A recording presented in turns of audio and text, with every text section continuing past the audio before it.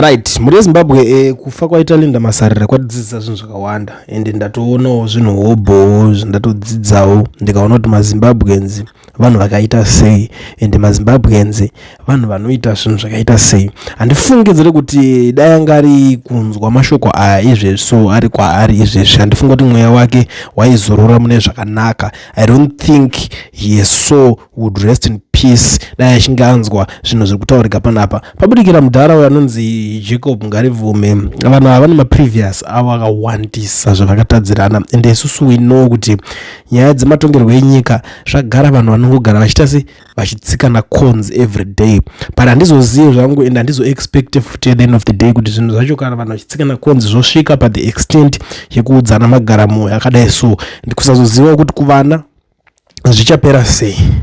Right, Ngarivume ari kuti sadly I have no tears to shed for Linda. We stood with her when she was persecuted by ZANU-PF back then. Mrs. Ngarivume and I looked after her family when she was in prison. My party Transform Zimbabwe supported her in court. In return, when she was released, she joined ZANU-PF and started lying against many of us in the opposition movement. When we were organizing the anti-corruption protests in 2020, she pushed to meet with me. After I reluctantly agreed, she gave an interview to the Herald lying through her teeth that I told her that I had received $300,000 from the Americans. She dedicated the last half of her life to sell out. Anochemwa Nana Nicky Mangwana Nana Idi uyu after using the discard to the cold dustbin. They've lost a committed liar for their PR. Ndo mashoko ari kutaurwa naJacob Ngarivume. Zvekuzoti Jacob Ngarivume ndi pastor ndanani, it's none of my business. Munozotaurira ikoko kwini, I don't care. Nyaya idzi ndinoda kuti nguva nadzo sezvo dzine dzingotaurwa dziri. Zvekuzoti ndiningi but why ari kuzodai so ndidi kupindira nyaya dzawo nemoyo because ndoziva zvazvinozoita mangwana. But some people vari kutotaurawo panapa but ona ka Jacob Ngarivume haisiri nguva yacho ineyi yekuti mutaure mashoko akaita seiwaya. Maifanira kunge makapedzerana naye achiri mupenyu, ivaiwo munhu ane mwoyo wakanaka. Zvinova izvi zvinhu zvokuti inini I agree with some people vari kudaro kuti this is not the right time yekuti munge muchitaura zvinhu zvakadai so izvi. Dai makataurirana achiri mupenyu for sure, not because of kuti kana kuti iye because kufa kwaizoita kudidi, but because munhu ane vana vacho vanozofilawo sei chete. Ndo inini ndopega pangori nepoint yangu. Zvimwe zvese izvi vangoonesa maybe pamwe vana vacho havo havasi kuzvitedzera kuzviteerera zvese izvi. I wish kuti vana vacho havo vasateerere vasasangane ne-this information because ndoziva kuti zvinorwadza sei. I remember kudhara I used to do nyaya dzakaita sedze ma-accident dzedze kuti pakadai so pafa munhu akadai hona munhu atodai so kusvika ndazosanganawo nesituation ndazorasikirwawo ne-loved one paaccident ndobva azoripotwa nevamwe vanhu vachinzi mazomuonera zodai ndakanzwa kurwadza pain yazo so chinyazonoti hamana saka ndo hama yangu iri kuparara mapararire iwaya achitorwawo video zvichianalyze. Inini back then I used to nandisingatambobudisa hangu face yemunhu zvekudaro but unongozva kuti the way kuti unongotaura nyaya semaitikira zvangu ita kuti pakazodai so pakora vanhu vakadai so mota yange kadai chinchi kudhara ndembozviita zvinhu. Saka this is the same situation yekuti panapo ukaona nyaya dzakadai so dzakubuda inotanga kuda kuchinja runzira kuti ngatichinje tisiyane ndizvo zvakadai so. And some people are even saying, I know you probably felt betrayed, but as a Christian leader, let your moderation be known unto all men. Those moves kutaurwa.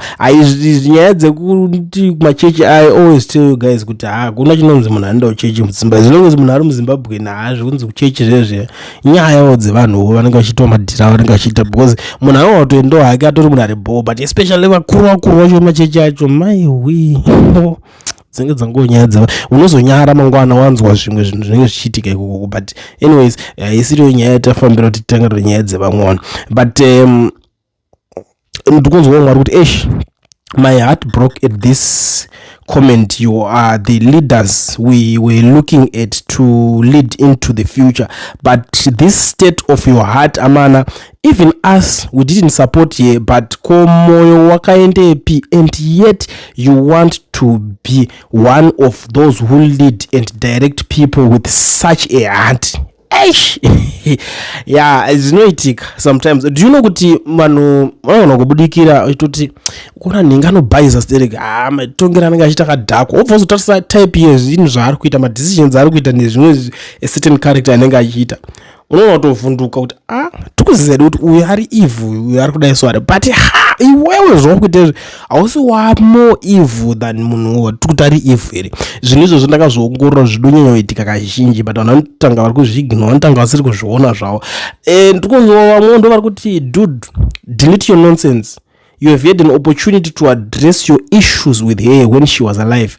She is a daughter and mother. Let's respect the dead. Ndo zvimwe zvekutaurwawo nevanhu. I don't know kana iye wacho anhingirikinawo, but ndikuona kuti this is a personal grudge rakasimba zvaro. Are you not? Such immaturity of breaking down everything into politics is deplorable. This is bereavement politics is just calling a game a basis of betting. It's not a high moral tower. Relax. Your grief for Linda is manifesting through anger, bitterness, unresolved issues, misunderstandings, and deep emotional wounds. Along your shared life's journey, Baba, you have endured the profound pain of losing Linda once as a colleague in politics, and you have lost her to eternity.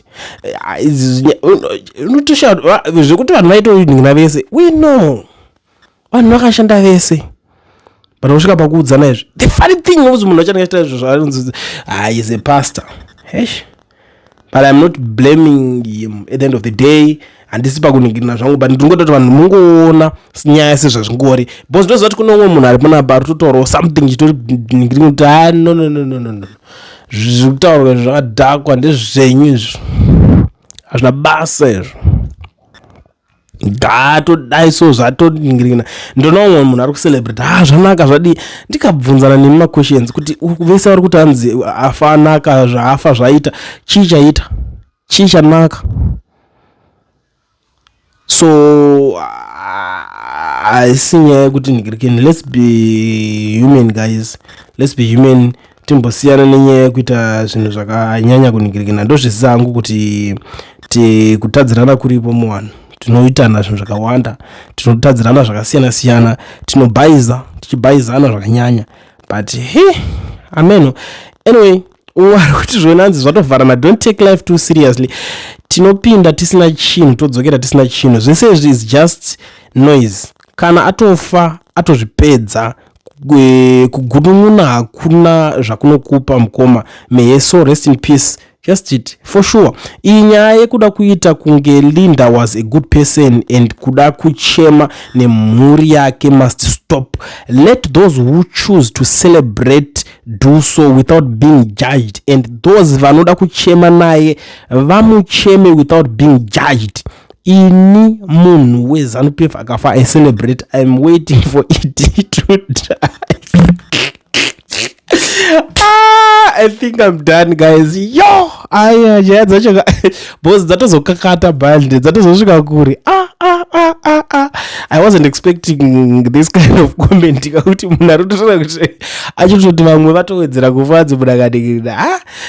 Totadzirwa zveshukwadi, guys, to be very honest, but yo zvacho zvaaneka kushwira darufu zvekuti dai vanhu mazimba oraita vane connection yekuenda kuno malinks kunotsvagana naMwari kuti Mwari anogara kupi chaizvo, votoona kuti oraiti ichi ndo chivalve chemweya wanhingika. Ungadai kwaunzwa kuti Zimbabwe vanhu hobha vakavhurwa zvimavalve zvemweya zvavo zvikaponja kudharadhara, but inyaya yekuti zvinozongoramba hazvo. Asi meno ndasarenda zvangu, I surrender, guys. Yo